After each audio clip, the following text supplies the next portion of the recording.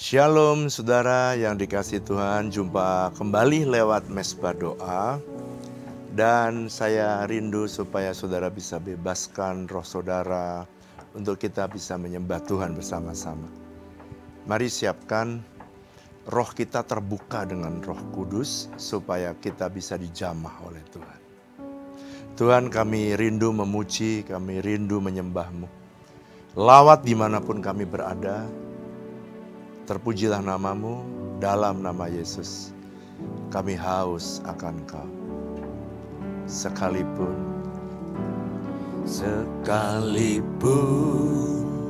ku berjalan lewat lembah gelap, namun tangan-Mu selalu menopang hidupku. Saat ku dalam ketakutan, Kau hadir di sisiku. Kau berkata, jangan takut, Kau beriku kemenangan. Kaulah Tuhan yang berjanji, tak sekalipun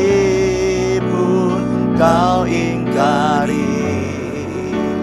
Kesetiaan-Mu sungguh terbukti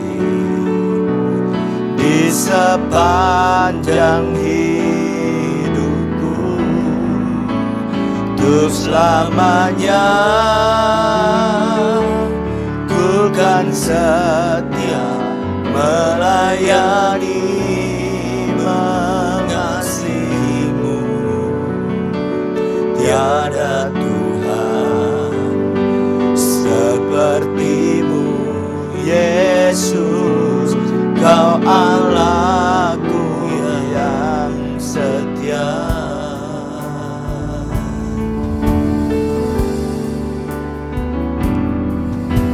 Sekalipun ku berjalan lewat lembah gelap, namun tangan-Mu selalu menopang hidupku. Saat ku dalam ketakutan, Kau hadir di sisiku.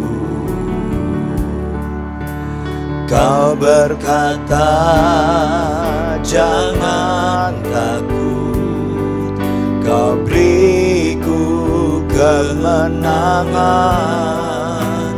Kaulah Tuhan yang berjanji, tak sekalipun Kau ingkari. Kesetiaan-Mu sungguh terbukti di sepanjang hidupku. Untuk selamanya ku kan setia melayani, mengasihi-Mu. Tiada Tuhan seperti-Mu, Yesus. Kau Allahku yang setia. Kaulah Tuhan, Kaulah Tuhan yang berjanji, tak sekalipun Kau ingkari. Kesetiaan-Mu sungguh terbukti di sepanjang hidupku, untuk selamanya ku kan setia melayani, mengasihimu. Tiada Tuhan sepertimu, Yesus. Kau Allahku yang setia. Tiada Tuhan, tiada Tuhan sepertimu, Yesus. Kau Allahku yang setia. Tiada Tuhan sepertimu, Yesus. Kau Allahku yang setia.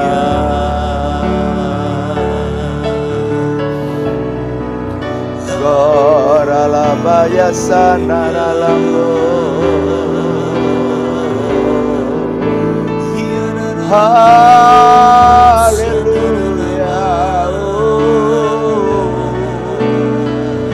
Oralabaya sanaralambo,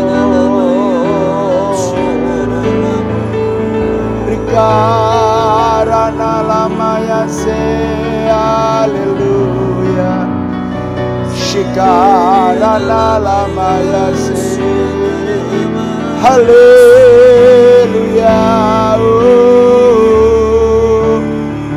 Shidararana lalabo, haleluya. Terpujilah Engkau. Shalala barala barala barala barala, shalala barana rana labaya sanara lamaya sanara. Jesus,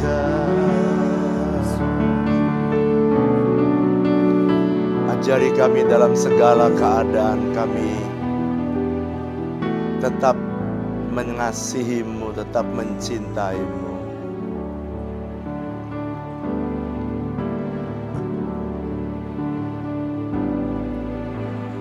Dalam segala keadaan, waktu berlimpah maupun kurang, tetap Yesus yang mempesona hatiku.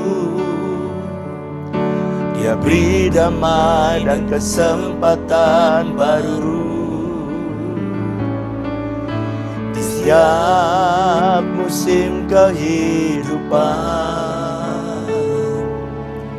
Waktu ku kuat maupun lemah, tetap Yesus yang mempesona hatiku. Dia beri hidup dan kesempatan baru sekali. Yesus selamanya, Yesus harapanku takkan hilang. Karena kasih-Nya sekarang ku ada. Oh Yesusku, ku cintakan selamanya. Dalam segala keadaan kami, dalam segala keadaan,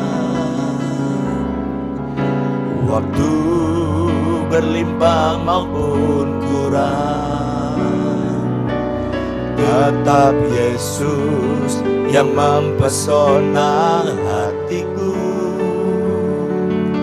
Dia beri damai dan kesempatan baru di setiap musim kehidupan. Waktu ku kuat maupun lemah, tetap Yesus yang mempesona hatiku. Dia berikan kami Dia hidup beri dan kesempatan baru sekali. Yesus, selamanya Yesus, harapanku tak akan hilang, karena kasih-Nya sekarang ku ada. Oh Yesusku, ku cinta Kau selamanya. Sekali Yesus, selamanya Yesus. Benar Tuhan, Harapanku benar tak akan hilang, karena kasih-Nya sekarang ku ada. Oh Yesusku, ku cinta Kau. Sekali lagi katakan, sekali Yesus, benar. selamanya Biar kami terus berpaku sungguh-sungguh kepadamu. harapanku tak akan hilang, karena kasih-Nya sekarang ku ada. Oh Yesusku, ku cinta Kau selamanya. Oh Yesusku, Oh Yesusku, ku cinta Kau selamanya. Oh Yesusku, Oh Yesusku, ku cinta Kau selamanya.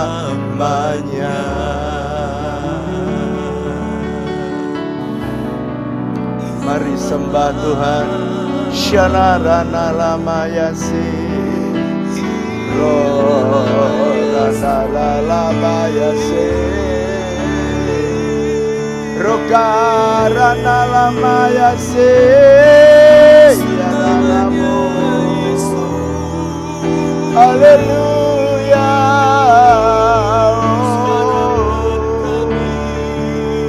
Shidararana lamo, Shidararana lama yase. Haleluya.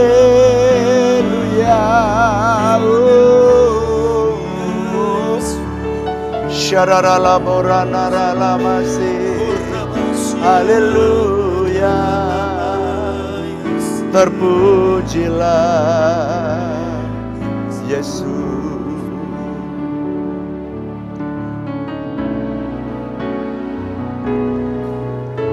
Ku terhubung denganmu,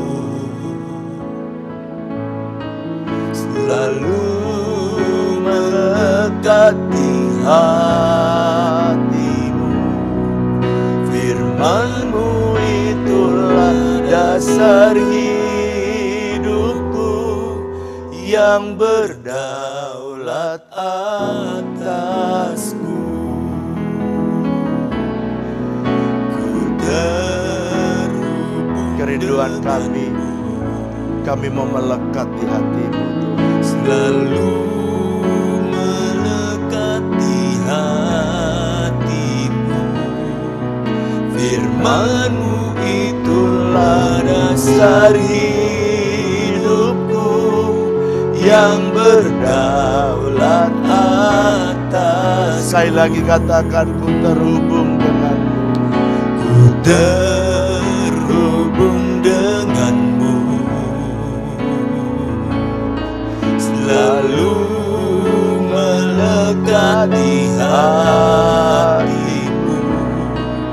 Firman-Mu itulah dasar hidupku, yang berdaulat atasku. Tuhan, ini menjadi kerinduan kami, biar kami selalu terhubung dengan Engkau, Tuhan. Oh shantakana lama syatakana. Tidak ada kerinduan kami yang lain. Kami rindu terhubung denganmu. Kami rindu setiap hari melekat di hati-Mu. Sebab ketika kami ada bersama-Mu, kami menikmati Tuhan. Kami menerima kebenaran-kebenaran. Kami menerima arahan-Mu. Itu yang membuat kami berbahagia. Orala masyanta kadarala posyedeka. Tuhan, mari berbicaralah kepada kami, secara khusus umat-Mu dimanapun mereka berada, yang mendengarkan kebenaran mereka diberkati Tuhan berlimpah-limpah. Terima kasih Tuhan, Kau Tuhan yang baik, sungguh baik dan sangat baik. Terpujilah nama-Mu dalam nama Yesus. Haleluya. Semua katakan amin. Shalom saudara. Senang sekali boleh kembali dalam mesbah doa bersama dengan saudara yang telah hadir bareng-bareng hari ini. Mari kita membaca bersama-sama, kita merenungkan, kita membaca Kejadian pasal 49. Ayat yang pertama, ayat kedua, ayat ketiga, dan sampai ayat 4 ya. Saudara perhatikan ya. Semua kata-kata berkat yang keluar dari seorang ayah dalam perjanjian lama itu sama seperti berkat yang datang kepada anak-anak atau keturunan berikutnya. Seperti Tuhan yang memberkati dan Tuhan yang melakukannya sesuai dengan ucapan yang dikeluarkan. Contoh ya, saya beri contoh. Pak, apa nggak bisa mengeluarkan berkat sebaik-baiknya dalam perjanjian lama? Nggak bisa, sudah. Pada waktu hak kesulungan Esau pernah menjadi orang yang sulung, harusnya dia menerima double blessing, tapi dia kehilangan karena dibohongin sama adiknya namanya Ishak. Dan waktu Tuhan mulai memberkati dia, waktu Tuhan mulai mengaruniakan berkat dan masa depan bagi Ishak, maka tiba-tiba datanglah Esau.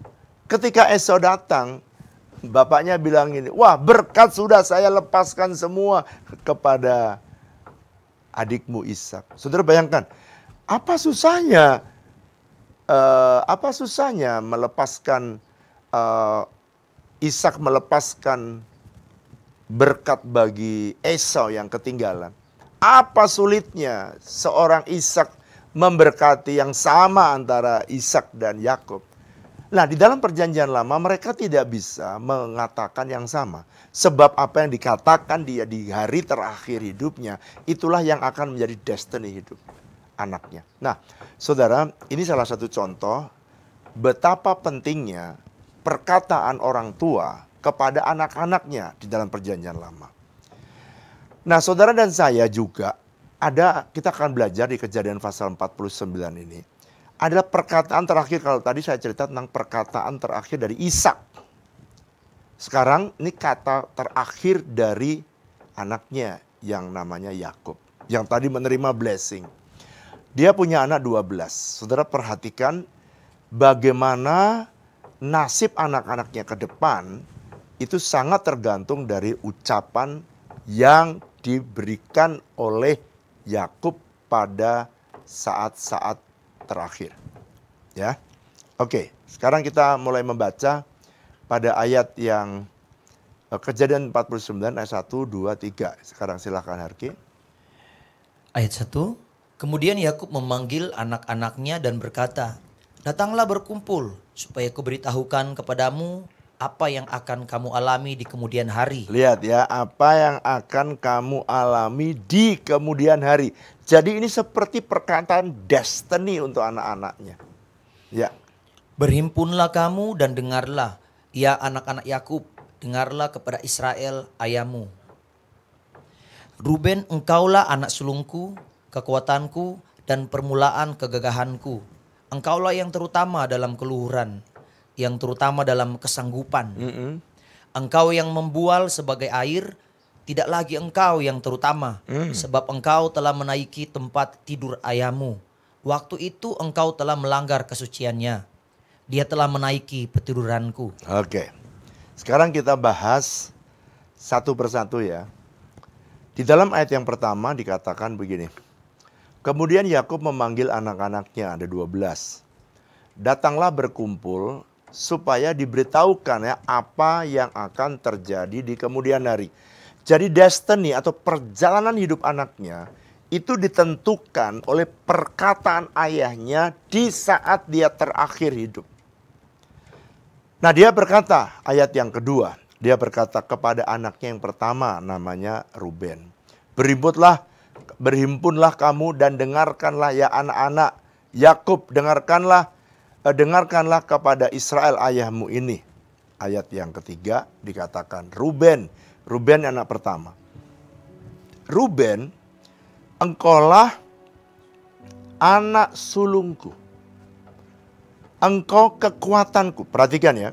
Dia anak sulung, dia adalah kekuatan keluarga. Saudara, kalau sampai sekarang juga anak sulung itu pemangku pengganti orang tua. Pemangku jabatan orang tua. Anak sulung. Engkau yang terutama dan permulaan dari kegagahanku. Engkau yang terutama bahkan dalam keluhuran. Jadi kemasyuran juga ada di dalam rencana Tuhan dalam hidupnya Ruben. Yang terutama juga dalam kesanggupan. Jadi Ruben ini udah anak sulung, ya. Dia terutama dalam kegagahan, terutama dalam keluhuran, dan dia juga terutama dalam kemampuan, kesanggupan.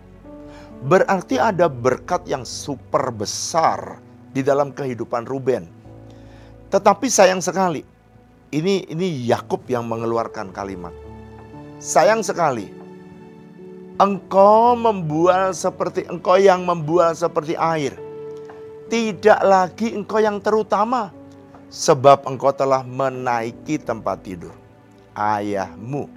Saudara perhatikan ya. Tuhan itu sebenarnya punya rencana besar atas hidup Ruben untuk diberkati. Dia menerima double blessing karena dia anak sulung. Dia adalah orang yang harus memikul tanggung jawab keluarga kalau papanya meninggal. Tetapi sayang sekali berkat itu tidak bisa datang dalam hidup dia oleh karena dosa yang dilakukannya. Padahal itu jauh sebelumnya, udah lupa seharusnya. Tapi ternyata, ingat ya, ternyata dia kenapa gagal? Karena dia menaiki tempat tidur ayahnya. Waktu itu engkau telah melanggar kesucian dan telah menaiki petiduranku, kata Ruben, kata Yakub. Sekarang perhatikan. Jadi kadang-kadang ada banyak berkat Tuhan yang bisa datang dalam hidup kita dengan kelimpahannya. Tuhan bisa promosikan saudara, Tuhan bisa berkati bisnis saudara, Tuhan bisa berkati keluarga saudara. Tapi bisa hilang ketika kita tidak memperhatikan kekudusan hidup, kesucian. Khususnya di dalam hal moralitas. Saudara, kalau saya lihat sekarang ya, saya ini menggembalakan sudah, kalau WTC udah 21 tahun. Sebelumnya saya menggembalakan juga. Anggaplah di WTC 20 tahun. Saya selalu mengamati berapa banyak orang yang bisa menjaga kesucian hidupnya sampai dengan masuk dalam pernikahan. Saudara, pertama-tama saya waktu dapat laporan ya, sekitar 40-an%. Jadi 60% remnya blong. Setelah beberapa tahun kemudian saya tanya berapa? 50%. Padahal keadaan dunia makin rusak. Tapi ada anak-anak Tuhan yang mau memperhatikan kesucian. Kalau saudara yang mendengar Anda punya anak muda, jagai anakmu, pelihara anakmu supaya jangan melanggar kekudusan. Sebab kalau dia melanggar kekudusannya dan membiarkan kesuciannya diambil, membiarkan keperawanannya diambil, maka apa yang terjadi? Dia akan seperti ini. Batal semua perjanjian yang harusnya diberikan. Itu sebabnya tanpa disadari banyak orang yang melanggar kesucian dan hidupnya sengsara. Dan saya berdoa supaya saudara perhatikan ya. Banyak orang yang gagal, bisnisnya gagal, keluarganya gagal karena dia tidak mau menjaga kesucian. Itu sebabnya datang sama Tuhan, minta, sucikan dan kuduskan hati ini untuk layak menghadap hadirat-Mu. Tubuh jiwa rohku kuserahkan padamu, ku menyembah-Mu, tinggikan nama-Mu, Tinggikan nama-Mu, ya Tuhan. Mulialah nama-Mu, ya Tuhan.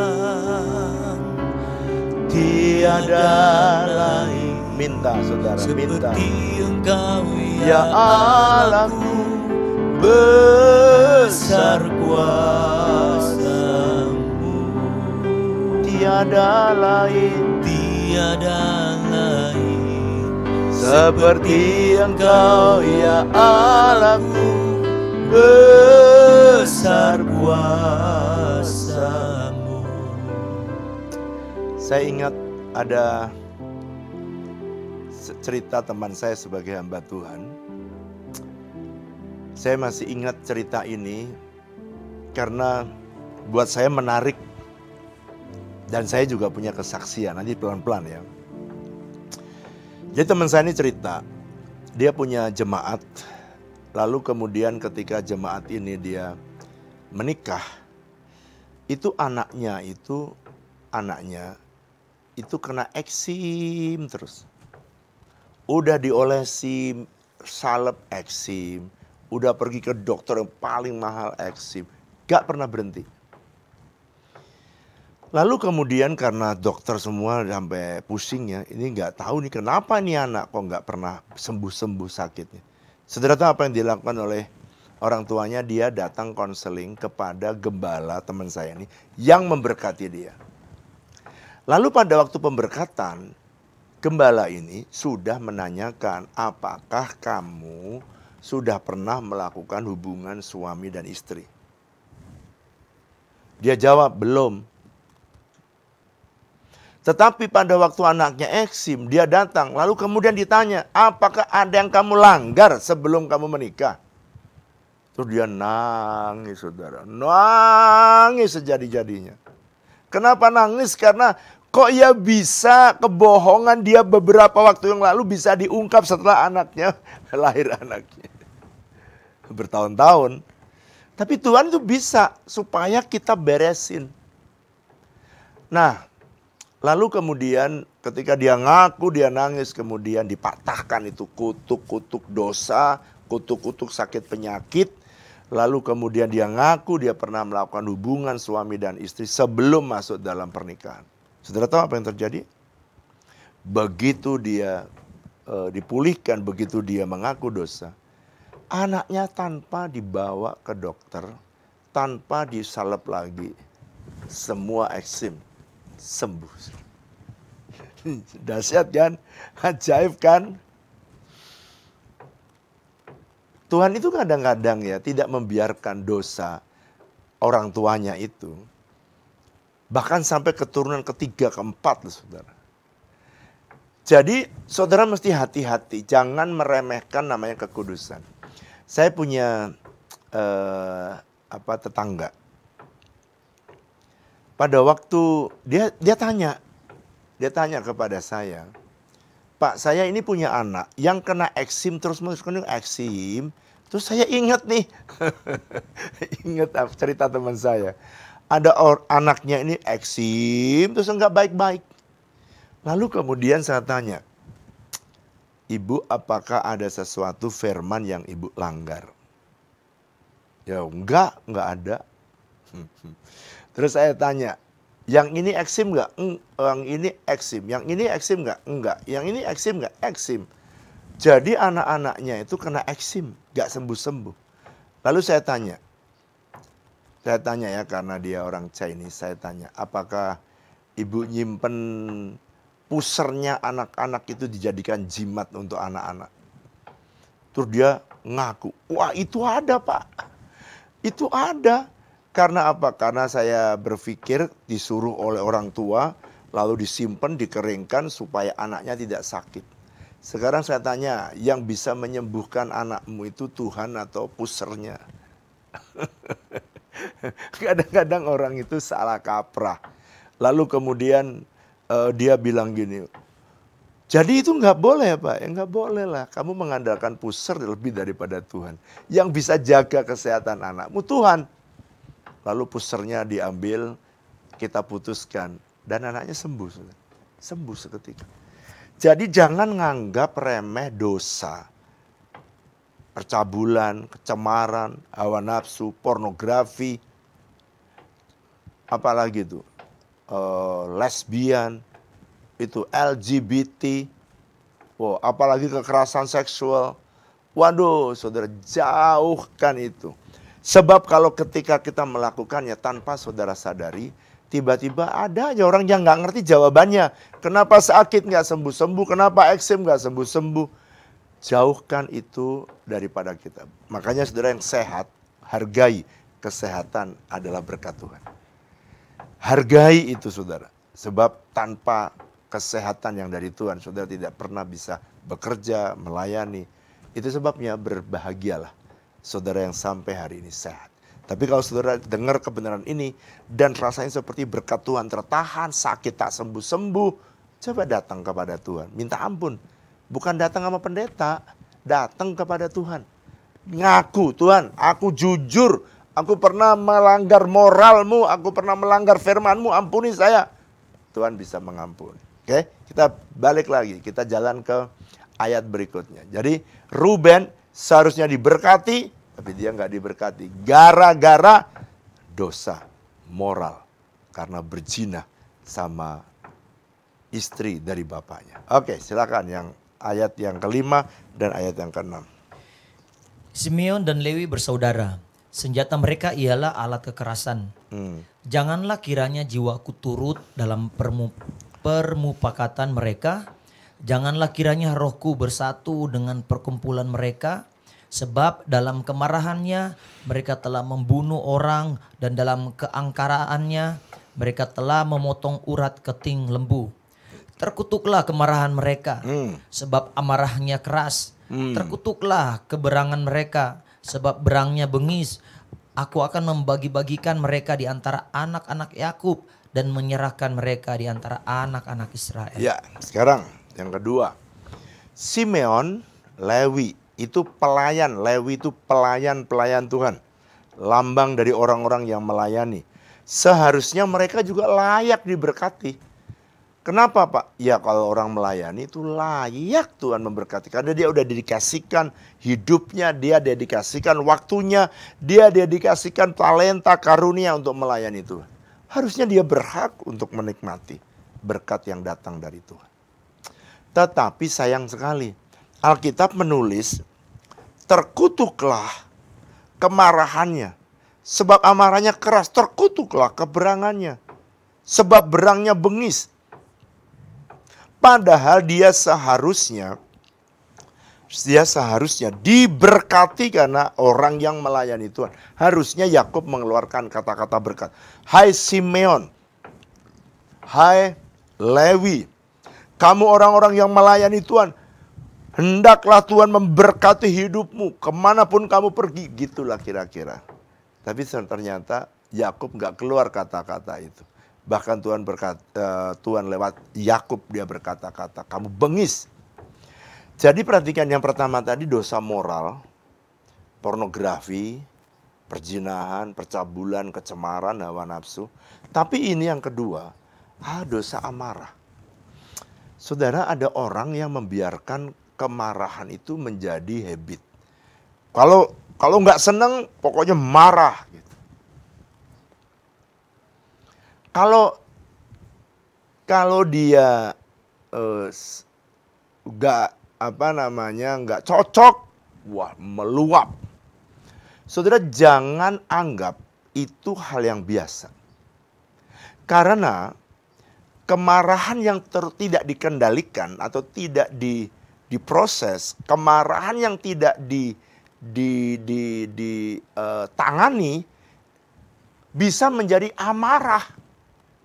Dan kalau amarah, ngeri saudara. Bisa kehilangan keselamatan, bisa kehilangan hak sebagai warga kerajaan Allah. Apa benar Pak? Coba baca Galatia pasal 5. Coba baca Galatia pasal 5 ayat yang 19 dan 20. Kemarahan itu bisa membuat orang tidak mendapatkan Galatia pasal 5. Ya, silakan sampai ayat 21.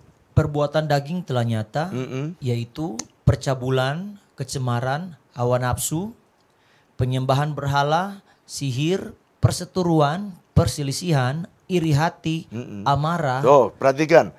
Amarah tadi ya. Dosa yang pertama itu dosa seks semua.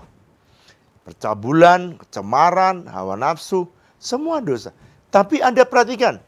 Penyembahan berhala, sihir, perseteruan, perselisihan, iri hati, dan apa? Amarah. Marah yang tidak dikendalikan bisa berubah menjadi amarah. Kalau orang amarah itu sudah menjadi kebiasaan dan dia bisa tidak mampu ngontrol. Amarah inilah yang menahan berkat Tuhan. Amarah inilah yang menahan hak seseorang untuk masuk dalam kerajaan surga. Coba ayat berikutnya supaya saudara tahu. Lanjut. Kedengkian, kemabukan, pesta pora dan sebagainya. Terhadap semuanya itu, kuperingatkan kamu. Seperti yang telah kubuat dahulu, bahwa barang siapa melakukan hal-hal yang demikian, ia tidak akan mendapat bagian dalam kerajaan Allah. Barang siapa melakukan hal yang demikian, ia tidak akan mendapat bagian dalam kerajaan Allah. Jadi jangan dibiarkan itu sehingga tidak mendapatkan bagian dalam kerajaan Allah. Pak, emang Simeon sama Lewi ngapain? Nanti baca ya, saudara di dalam Kejadian pasal 34. Saya nggak bisa menguraikan supaya cepat ya. Satu hari, adiknya Dina, ya adiknya namanya Dina, itu diperkosa oleh Sikem. Kejadian 34. Waktu Sikem itu pengen adiknya ini diperkosa, dia pengen ambil sebagai istrinya. Oke? Lalu kemudian mereka itu datang kepada bapaknya namanya Hemor. Waktu dia datang kepada Hemor, minta kepada Yakub supaya Dina dikasihkan ke Sikem. Lalu kemudian ketika mereka datang kepada Yakub, maka Yakub bertanya kepada anak-anaknya, "Gimana menurut kamu? Apa yang menurut kamu diterima apa tidak nih lamaran ini?" Mereka bilang, "Terima, Pak." Kalau bahasa sekarang, "Terima, Pak. Tapi syaratnya mereka harus sunat sebab kita ini orang yang bersunat." Mereka tidak bersunat. Saudara, ini akal licik. Dia anggap biasa, dia belum membereskan dengan kemarahannya. Apa yang terjadi? Dia minta itu, ternyata itu menjadi alat yang licik, alat yang salah. Untuk apa saudara? Supaya pada waktu dia disunat, pada waktu dia lagi bengkak-bengkaknya, ternyata Simeon dan Lewi ini justru membunuh semua laki-laki di kota Sikem.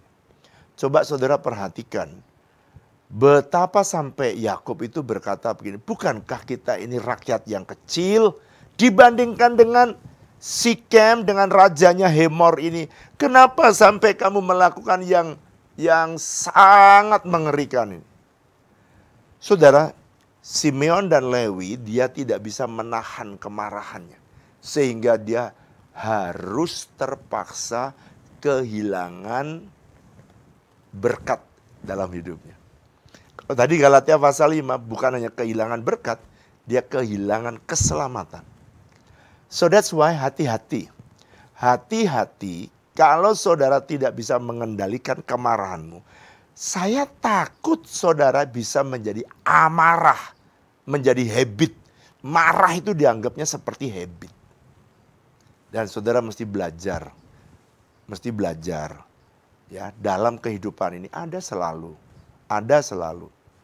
sesuatu yang tidak menyenangkan hati kita. Kita yang harus bisa mengendalikan hidup kita supaya kita nggak bisa mengendalikan apa yang orang lain lakukan terhadap kita, tapi kita bisa memerintahkan jiwa kita, hati kita untuk berespon yang benar. Jadi sebabnya saudara respon hati saudara menentukan apakah saudara hidup semakin diberkati atau tidak.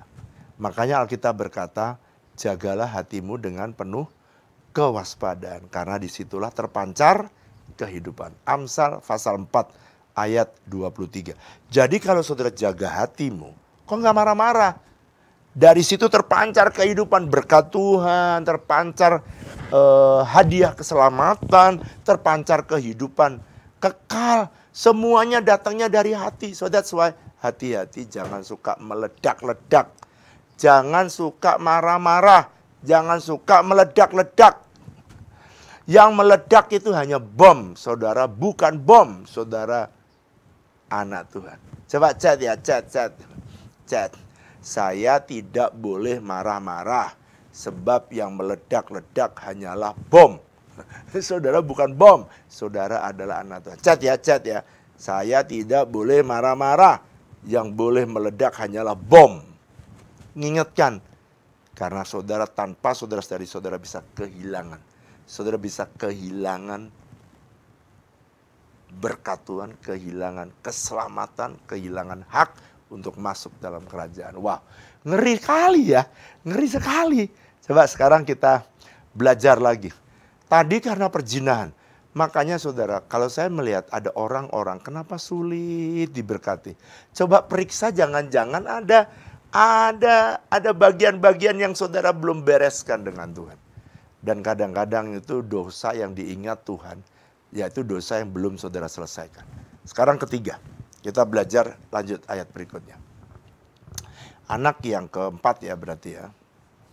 Ayat ke-8, Yehuda, engkau akan dipuji oleh saudara-saudaramu, tanganmu akan menekan tengkuk musuhmu, kepadamu akan sujud anak-anak ayahmu. Yehuda adalah seperti anak singa. Setelah menerkam, engkau naik ke suatu tempat yang tinggi. Hai anakku, ia meniarap dan berbaring seperti singa jantan atau seperti singa betina. Siapakah yang berani membangunkannya? Tongkat kerajaan tidak akan beranjak dari Yehuda. Ataupun lambang pemerintahan dari antara kakinya sampai dia datang yang berhak atasnya. Maka kepadanya akan takluk bangsa-bangsa. Ya, stop sampai situ. Sekarang kita bahas anak yang keempat yang namanya Yehuda. Pak, Yehuda itu apa artinya? Yehuda atau Yadah itu artinya praise, pujian. Jadi kata Yadah atau Yehuda sekarang jadi bangsa Yahudi, itu sama itu. Yada akar katanya, Yadah itu artinya pujian, penyembahan. Nah, begitu lahir Yehuda, lahir praise and worship. Saudara, lalu muncul breakthrough. Yehuda akan dipuji oleh saudaranya. Wow. Jadi ini satu gaya hidup yang Tuhan inginkan dari setiap kita. Jangan tiru Ruben, jangan tiru Simeon, jangan tiru Lewi. Tapi mulai start kapan seseorang mulai breakthrough? Kalau lahir Yehuda. Saudara juga sama.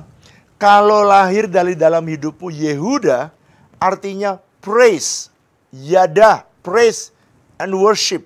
Mengangkat tangan, memuji dan menyembah. Waktu saudara memuji dan menyembah, breakthrough terjadi dalam hidup saudara. Berkat dialirkan dalam hidup saudara. Kemenangan Tuhan berikan. Itu sebabnya ada seorang hamba Tuhan yang Dia mengarang satu lagu yang bagus. Dia katakan, kemenanganku ketika aku menyembah Tuhan. Ku menyembah dalam kudus hadirat-Mu, hampiri tata kasih anugerah-Mu Bapa. Kekuatanku, kekuatanku hanya dalam hadirat-Mu,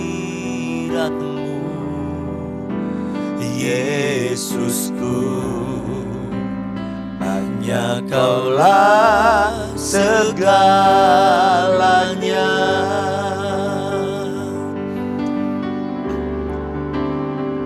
Ku yakin Kau hadir di sini.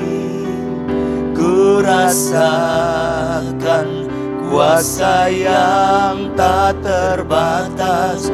Ku yakin Kau nyata di sini. Kemenangan terjadi di sini. Ku yakin Kau hadir di sini. Setiap kali penyembahan umat-Mu naik, Ku rasakan hadirat-Mu Tuhan turun. kuasa yang Disitulah terjadi kemenangan, terjadi breakthrough. yakin Ketika umat-Mu mengangkat tangan, nyata di sini. mereka bisa bersaksi. Kemenangan terjadi di sini. Kesembuhan, Kesembuhan terjadi di sini. kelepasan, Kelepasan terjadi di sini.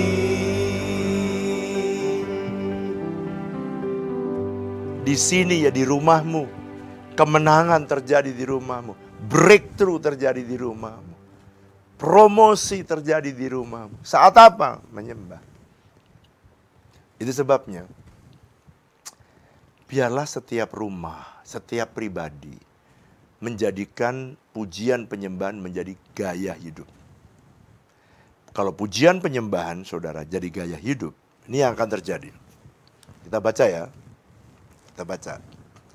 Yehuda, engkau akan dipuji oleh saudara-saudaramu. Tanganmu akan menekan tongkok musuhnya. Kepadamu akan sujud anak-anak ayahmu. Nomor 1. Kalau saudara senang memuji menyembah Tuhan, Tuhan berkata, kamu itu mudah mengalahkan musuh-musuhmu. Makanya kemenangan terjadi karena musuhmu ditaklukkan. Dan kamu dipuji oleh saudara-saudaramu. Orang-orang di luar senang memuji saudara karena saudara itu senang punya satu gaya hidup yang senang memuji menyembah Tuhan. Dan orang akan bertanya, why kamu breakthrough setiap saat? Why kamu kenapa mendapatkan kemenangan setiap saat? Why kenapa kamu memperoleh mujizat setiap saat? Ya karena dia senang memuji menyembah Tuhan. Waktu saudara senang memuji menyembah Tuhan, kemenangan ada di sini. Jadi kalau di rumahmu ada pujian penyembahan, kemenangan ada di rumahmu. Sebut di sini. Di sini, di rumahmu. Bukan di studio ini, bukan. Di rumahmu. Kemenangan ada di sini. Di rumahmu. Ada kemenangan yang hebat. Itu sebabnya saudara, mulailah setiap hari dengan mesbah. Kalau saudara pagi gak sempat bangun, mesbah sore. Tapi kalau saudara bisa pagi, pagi lebih bagus. Kenapa saudara? Sebelum bekerja, anak, istri, semua kau ajak menyembah Tuhan. Wow, kemenangan akan terjadi. Amin saudara.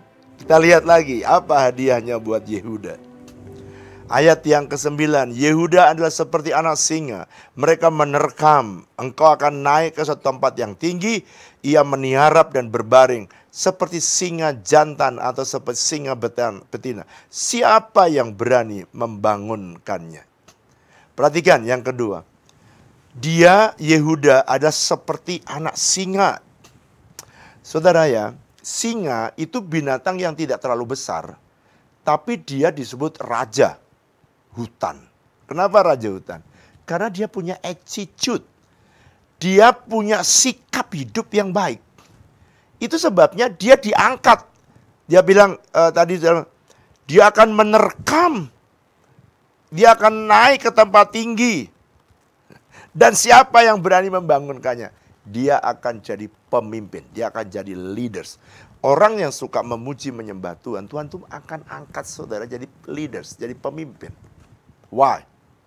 Karena waktu saudara memuji menyembah Tuhan, kamu itu seperti singa, punya attitude, walaupun singa sama gajah, gedean gajah, tapi dia punya keyakinan kalau di hutan ini ya ada gajah, gajah itu akan menjadi lunch-nya dia. Dia akan jadi makanan siang dia. Wah, berhari-hari karena kita dapat gajah. Kalau dia dapat kijang, dimakan 2-3 hari habis. Kalau gajah, berminggu-minggu dia dapat. Oleh karena itu, attitude-mu itu yang membedakan saudara dengan banyak orang. Itu sebabnya saudara ngalami diangkat jadi pemimpin, itu mengalami promosi. Anda diangkat oleh Tuhan jadi leaders, angkat Tuhan oleh menjadi pemimpin. Oleh karena saudara punya kesukaan memuji dan menyembah Tuhan. Wow, kalau saudara lahir Yehuda di rumahmu, itu banyak sekali hadiah-hadiah yang datang dari Tuhan. Mau lagi hadiah? Udah hampir habis waktunya. 10. Tongkat kerajaan tidak akan beranjak dari Yehuda.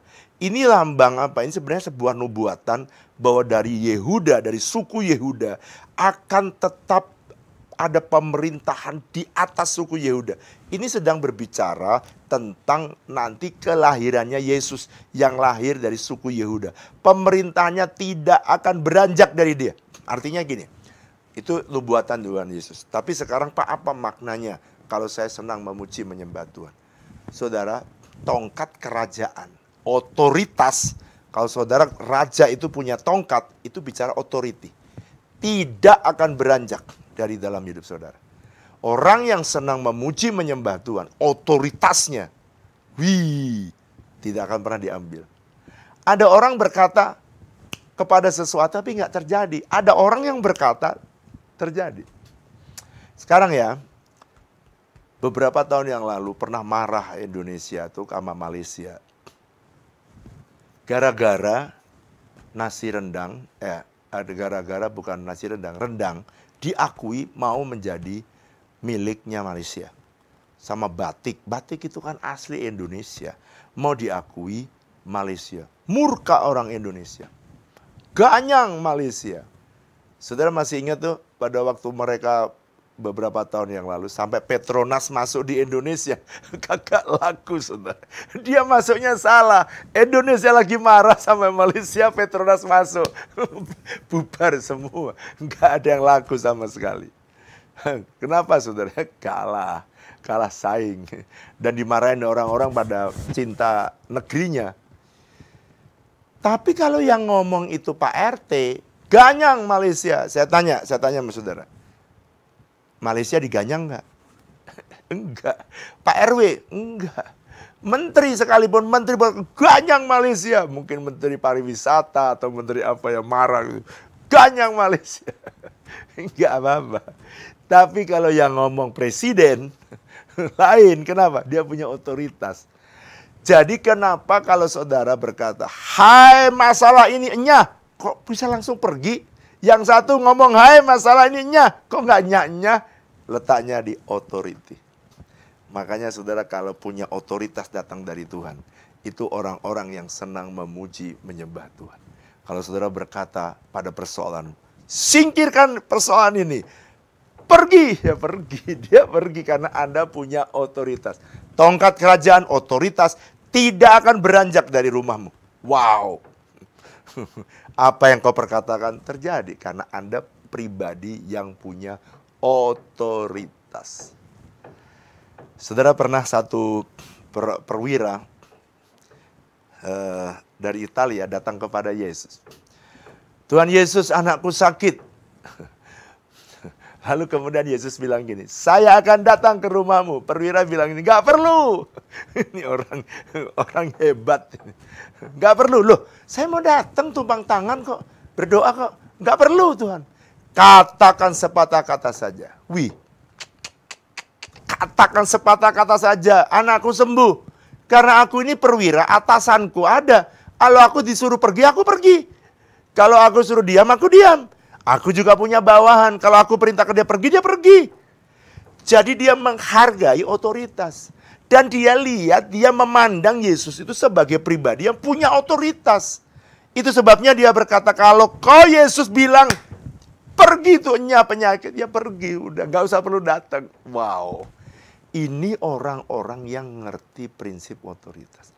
Kadang-kadang ada orang yang tidak menghargai otoritas. Dia berbuat dosa dan hilang otoritasnya. Dia berbuat berzina tanpa lupa bahwa otoritas bisa hilang. Tapi orang yang senang memuji menyembah Tuhan, Yehuda lahir di rumahmu. Wow, otoritas ada dalam hidup saudara. Masih banyak loh ini, masih banyak hadiah-hadiahnya. Banyak sekali. Bukan hanya otoritas. Satu lagi deh ya, satu lagi. Ia menambatkan pohon keledainya di pohon anggur, dan anak keledainya pada pohon anggur pilihan. Ia mencuci pakaiannya dengan anggur. Wow, bajunya dicuci dengan darah buah anggur. Wow, matanya akan merah karena anggur, dan giginya akan putih karena susu. Siapa di sini yang mencuci pakaian dengan anggur? Coba saudara chat ya, chat. Kamu nyuci pakai apa?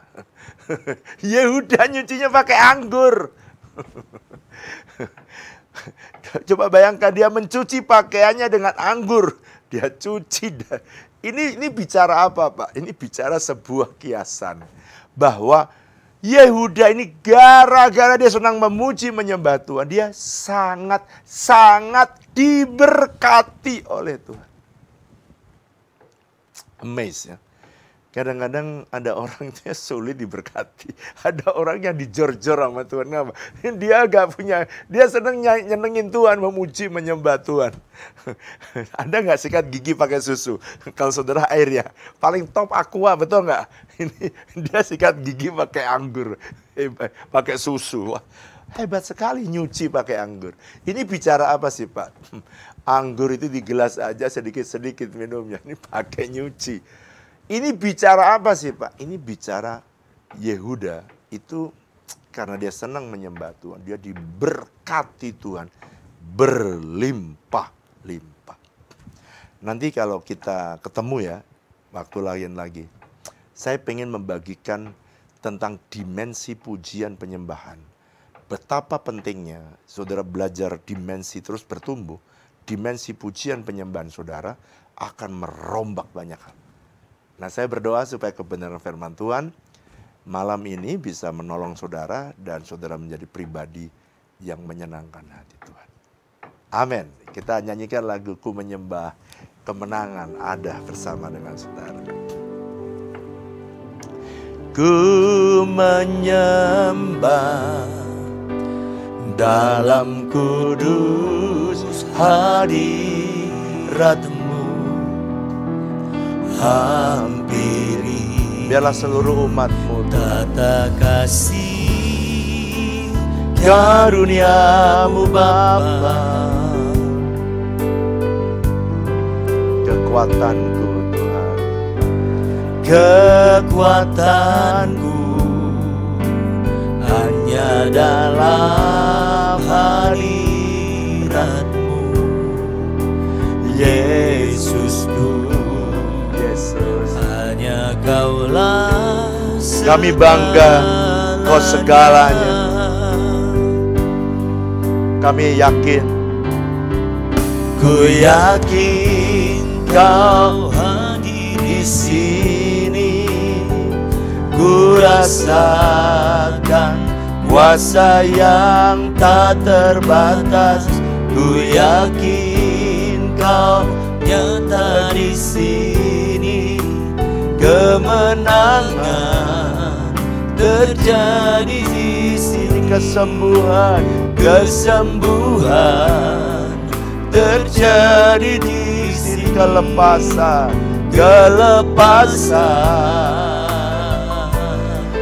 terjadi di sini.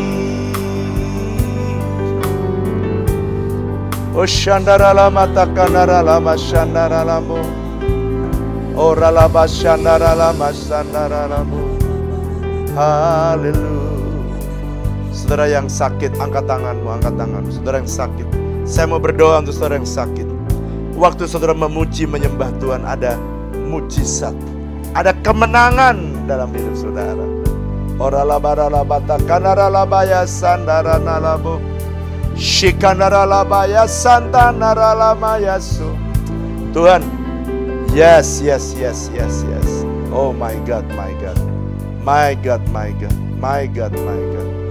Ora dalam masyakanara labata kanara labasandara. Tuhan, Kau menjamah bagian yang sakit dalam hidup mereka. Sebutkan apapun penyakit yang Kau. Yes, dalam nama Tuhan Yesus. Semua sakit yang mereka sebutkan hari ini kami hardik keluar dalam nama Yesus.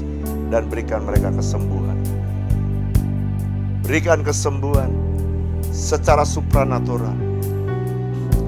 Yes, sembuh dan terimalah kesembuhan dari Tuhan. Sekarang saudara yang memerlukan mujizat bisnis saudara, keuangan saudara, pekerjaan saudara, Anda perlu mujizat. Angkat tanganmu, angkat tangan. Tuhan, aku memberkati mereka yang punya pergumulan keuangan. Biar mereka menjadi golongan Yehuda. Ada pujian, penyembahan dalam hidupnya. Breakthrough terjadi. Promosi terjadi. Kemenangan bersama dengan Tuhan. Bagimu tidak ada yang mustahil. Bagimu tidak ada yang sukar. Bagimu tidak ada yang sulit. Ya Tuhan Yesus, aku percaya kepadamu. Kuasa-Mu nyata. Terima kasih Tuhan. Tuhan, buka pintu surga-Mu bagi anak-anak-Mu. Berkati bisnis, berkati keuangan mereka. Berkati Tuhan pekerjaan yang mereka lakukan. Dan apa saja yang dikerjakan di tangan mereka Kau buat berhasil. Saudara yang pengen punya keturunan ilahi, angkat tanganmu. Tuhan, kalau mereka butuh keturunan ilahi, berikan keturunan ilahi. Ketika mereka melakukan hubungan suami dan istri, aku minta dalam nama Yesus, berikan kepada mereka keturunan ilahi. Aku melepaskan berkat-Mu Tuhan.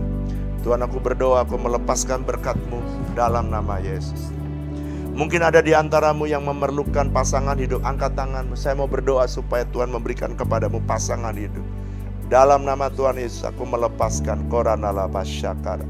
Rekanara lapatana nokorodo kamu sheka. Tuhan, aku melepaskan. Yes. Tuhan, berikan pasangan hidup yang terbaik. Seiman, seimbang, mengasihi dan mencintai Tuhan. Terima kasih. Jadikan Tuhan semua orang yang mendengar kebenaran firman ini, hidupnya penuh dengan pujian penyembahan. Sehingga di rumah ada Yehuda, breakthrough terjadi, promosi terjadi. Wow, otoritas tidak pernah undur dari dalam hidup mereka. Wow, mereka diberkati Tuhan berlimpah-limpah. It's amazing. Sekarang kekasih-kekasih Kristus, angkatlah dua tanganmu, kembalilah dalam aktivitasmu, dan terimalah berkat Tuhan. Biarlah berkat kasih karunia dan damai sejahtera yang berlimpah-limpah dari Allah Bapa, kasih dan cinta dari Tuhan Yesus, persekutuan yang manis dengan Allah Roh Kudus menyertai Bapak Ibu Saudara sekalian mulai hari ini, bahkan sampai selama-lamanya. Yang percaya sama-sama katakan amin. Selamat malam. Tuhan Yesus memberkati. Sampai jumpa di mesbah berikutnya.